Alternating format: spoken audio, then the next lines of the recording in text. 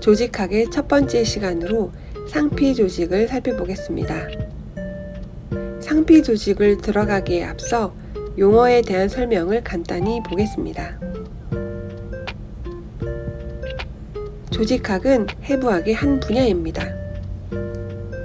해부학이란 사람의 몸을 해부를 하며 그 구조와 기능을 연구하는 학문입니다. 해부학의 영어 이름을 보면 그 특성을 알 수가 있는데요. 아나토미는 고대 그리스어인 아나토메에서 유래가 되었습니다. 아나토메는 아주 작은 조각으로 토메, 자르다라는 뜻입니다. 해부학을 연구하는 방법은 크게 두 가지로 나눌 수가 있습니다. 현미경을 사용하여서 아주 작은 구조물들을 관찰을 하는 현미경 해부학이 있고, 그리고 맨눈으로 해부를 하여 연구를 하는 육안 해부학이 있습니다. 현미경 해부학은 세포 하나만을 연구를 하는 세포학과, 그리고 여러 개의 세포들이 모여서 조직을 이룬 그 조직들을 관찰을 하는 조직학으로 구별할 수가 있습니다. 육안 해부학은 개통 해부학, 국소 해부학, 표면 해부학, 임상 해부학 등 여러 방법으로 구별할 수가 있는데요. 개통 해부학이라는 것은 비뇨생식 개통, 순환 개통, 내분비 개통 등 개통별로 연구를 하는 학문입니다. 국소 해부학은 몸을 부위별로 관찰하여 기술을 하는 것인데요. 예를 들어서 머리, 그리고 팔, 다리 이런 식으로 팔에 있는 모든 개통들, 신경, 근육, 조직 등을 한꺼번에 보는 방법입니다. 임상해부학은 임상적으로 유용한 몸의 구조와 기능을 강조한 해부학입니다. 의과대학에서는 보통 국소해부학과 임상해부학 위주로 배우게 됩니다. 다음으로 발생학이라는 학문이 있는데요. 이것은 정자와 난자가 만나서, 그리고 그것이 태아가 되어서 출산을 하게 될 때 출생 직전까지의 몸의 발달의 변화에 초점을 둔 해부학 연구 과목입니다. 몸의 정상적인 구조와 기능을 연구하는 학문 중 현미경으로 관찰을 하는 조직학에 대해서 자세히 알아보도록 하겠습니다. 몸의 구성 단계를 보면은 가장 작은 기본 단위가 세포입니다. 세포들이 비슷한 역할을 하는 세포들끼리 모여서 조직을 이루게 되고요. 그리고 여러 개의 조직들이 모여서 하나의 기능을 하는 기관을 만들게 됩니다. 기관은 우리가 흔히 장기라고 말하는 심장, 허파, 콩팥 이러한 장기들이 바로 기관이 되게 됩니다. 그리고 기능적으로 관련이 있는 여러 기관들이 모여져 있는 것을 바로 개통이라고 합니다. 오른쪽 그림을 보고 조금 더 자세히 설명을 하자면요. 세포, 즉 이런 근육 세포들이 여러 개가 모여서 근육 조직, 티슈를 만들게 됩니다. 조직은 근육 조직, 상피 조직, 결합 조직, 신경 조직 등 여러 개의 조직들이 있게 되는데요. 여러 개의 조직들이 또 하나로 모여서 하나의 기능을 하는 기관, 즉 올간을 만들게 되게 됩니다. 그리고 비슷한 역할을 하는 기관들끼리 모여서 시스템, 계통을 만들게 되는데요. 여기에서는 온몸의 혈액을 순환하는 기능을 하는 기관들인 심장과 혈관이 모여서 순환기 계통을 표현하고 있습니다. 계통은 약 12개로 분류가 할 수가 있는데 내분비 계통, 근육 계통, 골격 계통, 신경 계통, 비뇨 계통 등등 비슷한 역할들을 하는 장기들끼리 묶어 계통으로 분류를 합니다. 이러한 계통들이 모두 합쳐져 유기적으로 합쳐지게 되면은 그것을 바로 유기체, 즉 생명체라고 합니다. 상피는 외부와 맞닿아 있는 부분에 덮여 있는 세포들의 집단이 되게 되는데요. 그렇기 때문에 이 상피 조직은 외부 환경과 상피 아래쪽에 있는 결합 조직, 이 사이에 존재를 함으로써 그 사이에 장벽을 형성을 하고 그리고 여러 물질들을 선택적으로 투과를 하는 그런 역할을 하게 됩니다. 상피의 세포들은 한 층 또는 여러 층으로 이루어져 있게 되는데요. 그런 세포들은 바닥막에 부착이 되어지게 됩니다. 바닥막이 있게 되면은 그 위에 세포 덩어리들이 이렇게 놓여져 있게 되고 가장 아래쪽에 있는 세포들이 이 바닥막과 맞닿아 있습니다. 바닥막 아래쪽의 깊은 층이 바로 결합 조직인데요.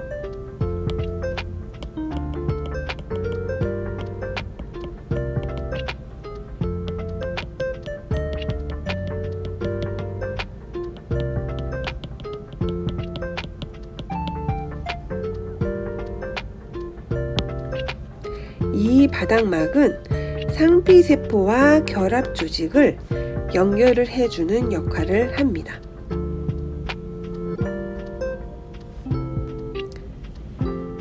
상피의 분류에 대해서 보도록 하겠습니다.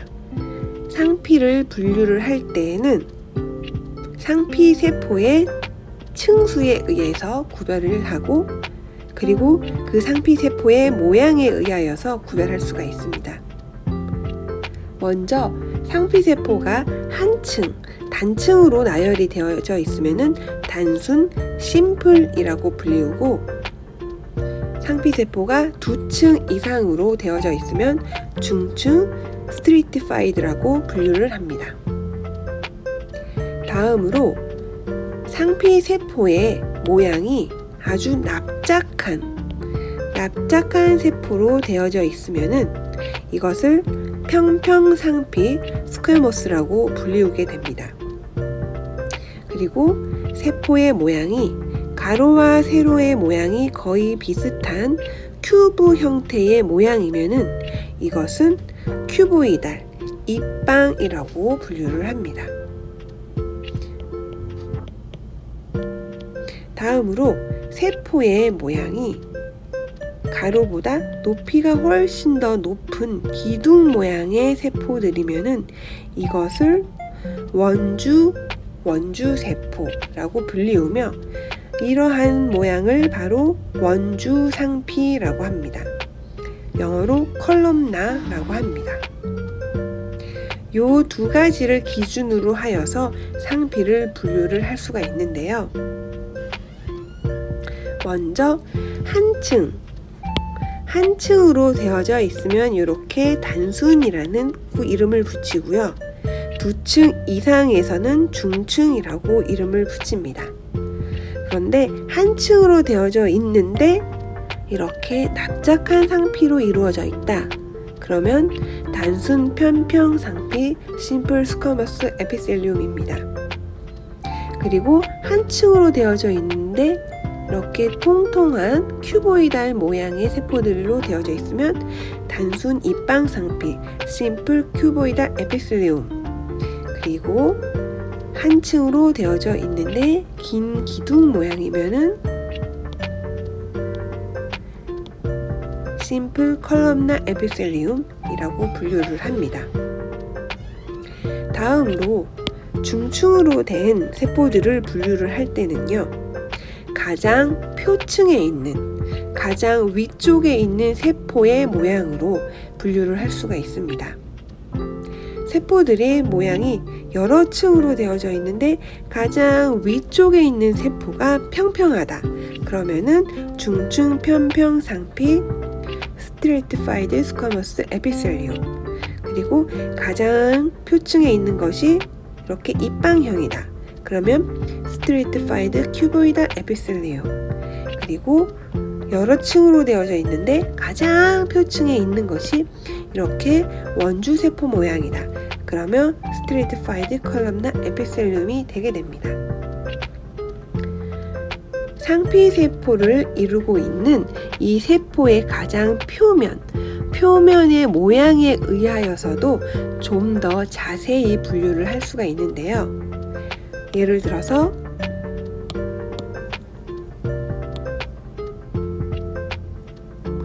이루고 있는 세포의 그 위쪽에 선모가 길게 달려 있다 라고 하면은 이것은 선모 상피라고 불리우게 됩니다. 즉 예를 들어서 이렇게 심플 컬럼나 에피셀리움에 선모가 달려져 있는 세포들로 이루어져 있다 라고 하면은 이것은 Ciliated Simple Columnar Epithelium이라고 이름이 붙여지게 됩니다. 다음에 중층 편평 상피의 경우가 제일 많은데요.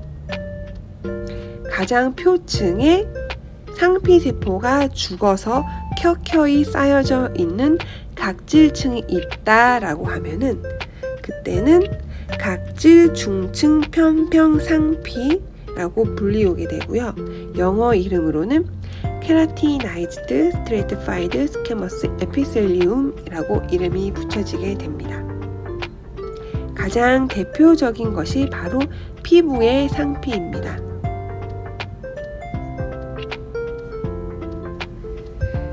상피의 유형 중 특수 유형이 있습니다. 먼저 첫 번째, 거짓 중층 상피인데요. 세포의 핵이 여러 층으로 배열이 되어져 있어서 현미경으로 보기에는 여러 층인 것 같아 보이나 실제로 확인을 해보니 모든 세포들이 바닥막에 부착이 되어져 있는 단층이더라. 그러면은 이것은 거짓 중층 상피 Pseudo Stratified Epithelium이라고 불리우게 됩니다. 두 번째로 이행상피 Transitional Epithelium입니다. 이행상피는 중층의 상피입니다. 근데 이름에서 알 수 있듯이 이행, Transitional, 즉 변화가 일어나는데요. 부피 변화가 많이 일어나는 장기가 이런 이행 상피로 되어져 있습니다. 예를 들어서 방광이 있는데요. 방광의 경우는 이렇게 동그란 주머니 형태의 구조물입니다. 이 안에 이행 상피가 덮여져 있게 되는데, 그런데 방광에는 소변이 차게 되면은 부피가 커지게 되고, 이 안에 있는 소변들이 배출이 되게 되면은 그 부피가 작아지게 됩니다. 근데 이렇게 크기의 변화가 일어나게 되면은 이 안을 덮고 있는 상피도 변화가 일어나게 됩니다. 부피가 커지게 되면은 장력의 힘을 많이 받아서 상피세포가 길게 늘어나고, 그리고 부피가 줄어들게 되면은 장력의 힘을 받지 않아서 그 길이가 짧아지게 되는데요. 그런데 두꺼운 고무줄을 옆으로 잡아당기면은 그 두께가 얇아지고 길이는 길어지게 됩니다.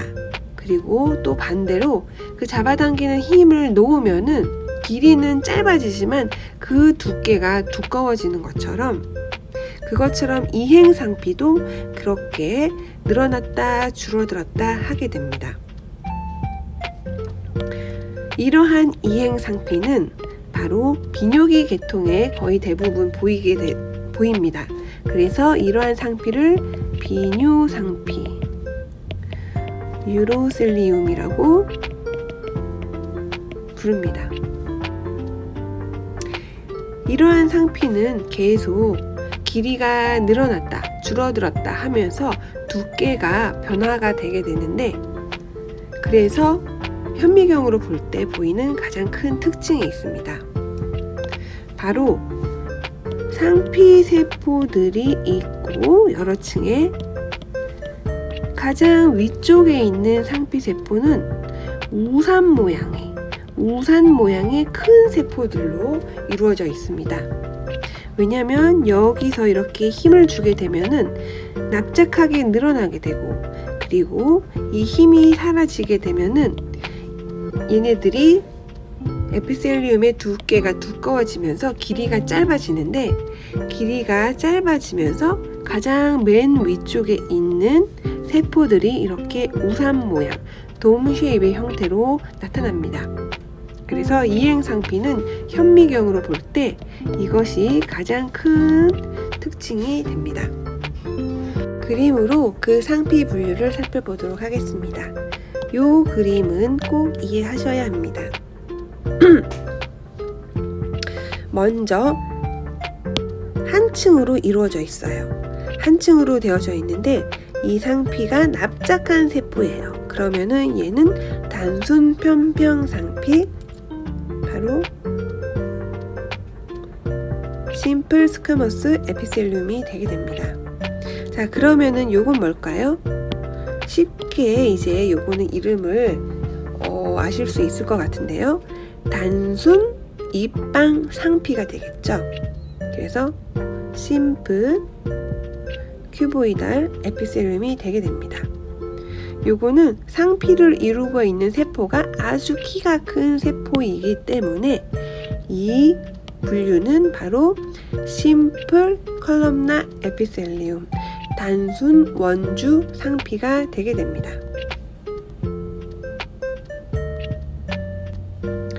다음으로 이제 여기서부터 이제 조금 헷갈리실 수가 있는데요. 일단 세포들이 여러 층으로 이루어져 있어요. 그러면은 이것은 중층이구나 라고 알 수 있습니다. 그래서 중층 상피인데, 그 상피를 분류할 때 가장 표층에 있는 세포의 모양으로 구별을 한다라고 했죠. 가장 표층에 있는 세포가 아주 납작한 세포입니다. 그러면은 이것은 중층 편평 상피, 바로 스트레이티파이드 스쿼머스 에피셀리움이 되게 됩니다. 여기서부터는 이제 아주 쉬우실 것 같은데요.